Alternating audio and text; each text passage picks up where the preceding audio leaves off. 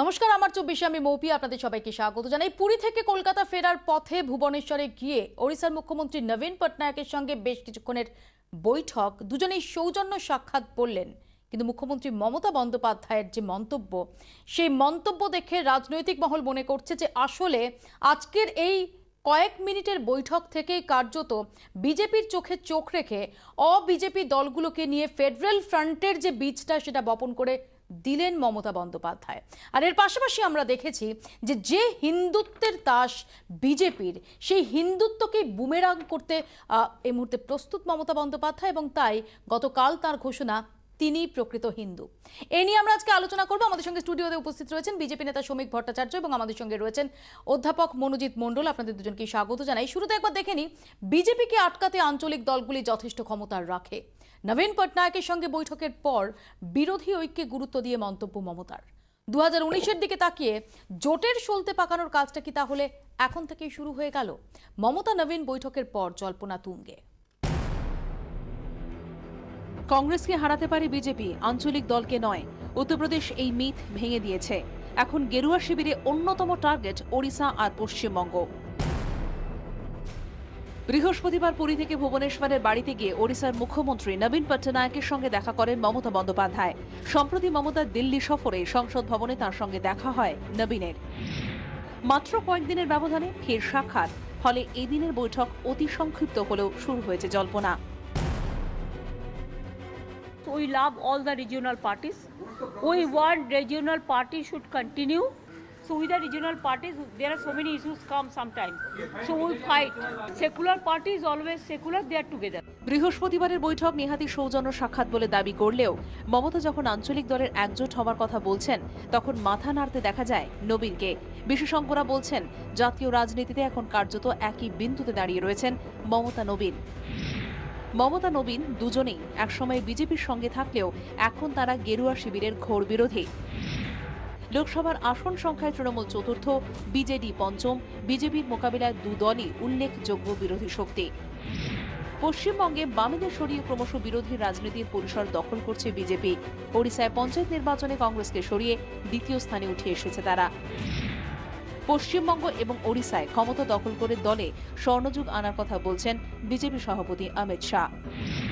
Chit fund কাণ্ডে jail হেফাজতে তৃণমূলের দুই সাংসদ, একই অভিযোগে নবীন পটনায়কের দলের 3 নেতাও জেলে। দুজনেই এর পেছনে বিজেপির ষড়যন্ত্র রয়েছে বলে মনে করেন। কম কথা বলা নবীনের বাইরে বেরিয়ে এসে মমতাকে উষ্ণ অভ্যর্থনা, তার ওপর এত মিল। ফলে 2019-এর দিকে তাকিয়ে মমতা নবীন কাছাকাছি আসছেন বলে মনে করছে রাজনৈতিক মহল। I don't believe they are the threat. Because regional party is enough to tackle them. They divide the Hindu Muslim, they divide the Sikh Christian, they divide the tribal SC, so many division. Even Hindu to Hindu also they divide. We don't do it. We want unity. বৃহস্পতিবার ভুবনেশ্বরে যখন মমতা নবীন বৈঠক করছেন, তখন দিল্লিতে সোনিয়া গান্ধীর বাড়িতে তার সঙ্গে দেখা করেন নীতিশ কুমার। সব মিলিয়ে 2019-এর দিকে তাকিয়ে জোটের সলতে পাকানোর কাজটা এখন থেকে শুরু হয়ে গেল বলে মনে করছে রাজনৈতিক মহল। দুই মুখ্যমন্ত্রী জানেন যে এই মুহূর্তে দাঁড়িয়ে গোটা দেশ জুড়ে বিজেপি বিরোধী ফ্রন্ট গড়ে তোলা রীতিমতন কঠিন ব্যাপার, রীতিমতন চ্যালেঞ্জের ব্যাপার। কিন্তু দুই মুখ্যমন্ত্রী এটাও জানেন যে বিজেপি বিরুদ্ধে আন্দোলন জোরদার করা না গেলে ক্রমশ কিন্তু বিজেপি তার শক্তি বৃদ্ধি করবে। ফলে এই চ্যালেঞ্জটাই কিন্তু একসঙ্গে বসে গ্রহণ করলেন মমতা বন্দ্যোপাধ্যায় এবং নবীন পট্টনায়ক। ক্যামেরায় পার্থ পালের সঙ্গে উজ্জ্বল মুখার্জি, 24 ঘন্টা, ভুবনেশ্বর। শ্রমিকবাবু, নবীন পটনায়ক বারান্দায় এসে দাঁড়িয়ে আছেন, মুখ্যমন্ত্রী মমতা বন্দ্যোপাধ্যায় তাকে স্বাগত জানাতে। দীর্ঘ বৈঠক নয়, কিন্তু তারপরের বক্তব্যগুলো অত্যন্ত পলিটিক্যাল। আপনাদের চোখে চোখ রেখে লড়াইটা কি শুরু করে দিলেন মমতা বন্দ্যোপাধ্যায় নবীন পটনায়কের সঙ্গে নিয়ে? কেউ বারান্দায় বেরিয়ে আসবেন, তার বাড়িতে অতিথি এলে এটা অত্যন্ত স্বাভাবিক। দুই রাজ্যের দুজন মুখ্যমন্ত্রী, তাও আবার একদম পার্শ্ববর্তী রাজ্য, নিয়ারেস্ট নেবার, তারা কথাবার্তা বলেছেন, এটা অত্যন্ত আনন্দের বিষয়। তাদের সময় ভালো যাক, দিনটাও ভালোই কেটেছে রাজনৈতিক সখ্যতা বিনিময়ের মধ্যে দিয়ে। এখন প্রশ্নটা তো রাজনৈতিক, নির্বাচনে লড়তে হবে। স্বাভাবিকভাবে একটা সময় ছিল যখন কংগ্রেসকে পরাজিত করবার জন্য দেশের সমস্ত বিরোধীরা নিজেদের মধ্যে একটা ঐক্য গড়ে তুলত।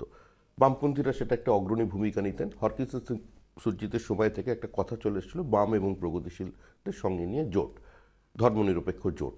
তো এই ধরনের জোট আমরা পশ্চিমবঙ্গেও একটা দেখেছি, কংগ্রেস এবং সিপিআইএম এর জোট। স্বাভাবিকভাবে এখনো পর্যন্ত তো বিজেপির পরে জাতীয় স্তরে কংগ্রেসই সবচেয়ে বড় দল। তো সেক্ষেত্রে এবং বামপন্থীদের একটা নির্দিষ্ট ভূমিকা আছে, কারণ মমতা বন্দ্যোপাধ্যায় আজকে বলেছেন যে উনি বিজেপি মতাদর্শের বিরোধী, সেই জন্যই বিজেপি তার সঙ্গে রাজনৈতিক ষড়যন্ত্রের কাজকর্ম চালিয়ে যাচ্ছে। এবং সেক্ষেত্রে আমাদের সবচেয়ে বড় মতাদর্শের বিরোধী তো বামপন্থীরা।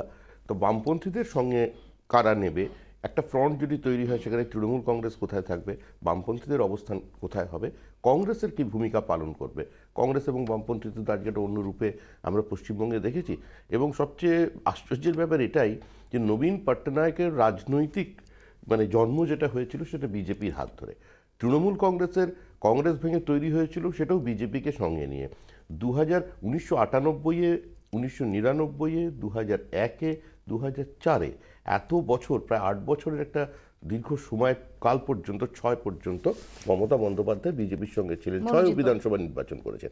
এতদিন পরে বুঝতে পেরেছেন মতাদর্শের পার্থক্য। লড়াইয়ের জন্য তো প্রস্তুত হবে অবশ্যই। তৃণমূলের সাথে বিজেপি কেন ছিল সেটা তাহলে না, এখন কি হবে? ডেফিনেটলি এখন এই প্রেক্ষাপটে দাঁড়িয়ে বিজেপির চোখে চোখ রেখে কি তৃণমূল লড়াইটা শুরু করে দিল? সেটা তো হয়েছে, লড়াই হয়েছে 2014-তে, আপনারা দেখেছেন এখানে 2016-তে লড়াই হয়েছে,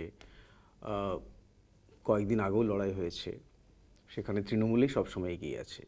সত্যি যেটা আজকে মমতা বন্দ্যোপাধ্যায় বলছেন যে আঞ্চলিক দলগুলোর কাছে বিজেপি কোনো থ্রেট না, ব্রেভ ফেস দেখাচ্ছেন, সত্যি কি তাই? উত্তরপ্রদেশ নির্বাচনের পর এই মিথটা কি ভেঙে যায়নি? তো উত্তরপ্রদেশ, পশ্চিমবাংলা, উড়িষ্যা, বিহার, এইগুলোর রাজনৈতিক প্রেক্ষাপট তো এক নয়। উত্তরপ্রদেশে কি হয়েছে আমরা সবাই জানি, 2014 সালের আগে থেকে কি হয়েছে সেটাও জানি।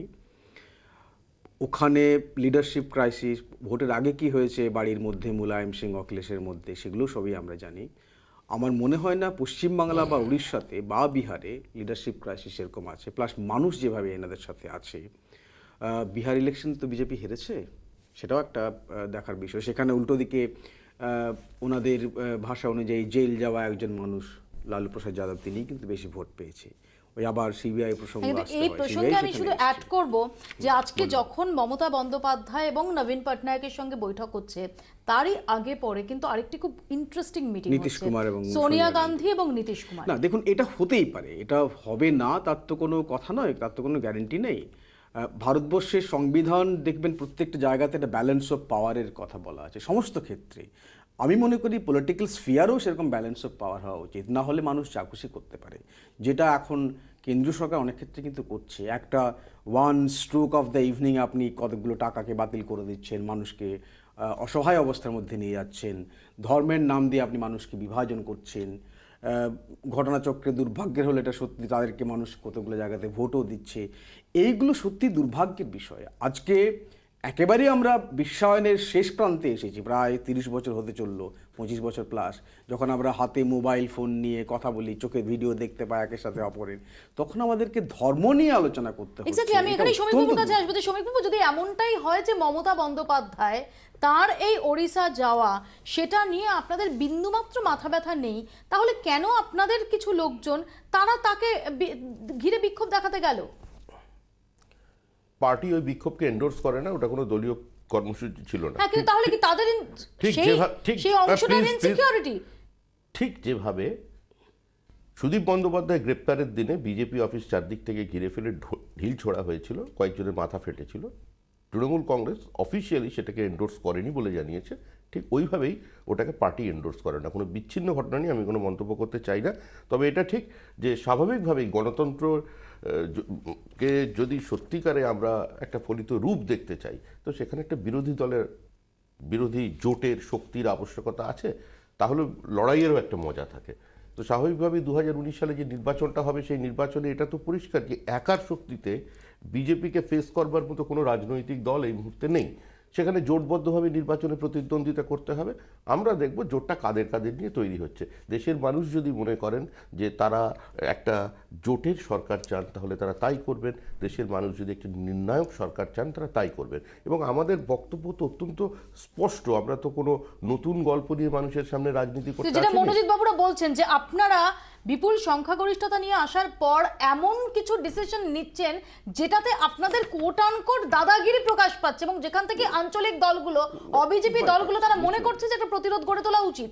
আমি ঠিক এই প্রশ্ন নিয়ে আপনার কাছে আসবো শ্রমিক বাবু, এবং তার সঙ্গে সঙ্গে যেখানে আমরা জানি যে হিন্দুত্ব কার্ডটাকে সামনে রেখে বিজেপি এই মুহূর্তে ময়দানে নেমেছে, এটা রাজনৈতিক মহল মনে করছে, তার অনেকগুলো ইন্ডিকেশন পাওয়া যাচ্ছে। ঠিক সেই জায়গায় দাঁড়িয়ে এই হিন্দুত্বকেই এবার পাল্টা কাঁটা দিয়ে কাঁটা তোলার একটা কৌশল করতে চাইছেন মমতা বন্দ্যোপাধ্যায়, তাই তার ঘোষণা তিনি প্রকৃত হিন্দু, বিজেপি আসলে হিন্দুত্বকে কলঙ্কিত করছে। একটা ছোট্ট বিরতির পর আমরা এই প্রসঙ্গে আলোচনায় ফিরবো, সঙ্গে থাকুন।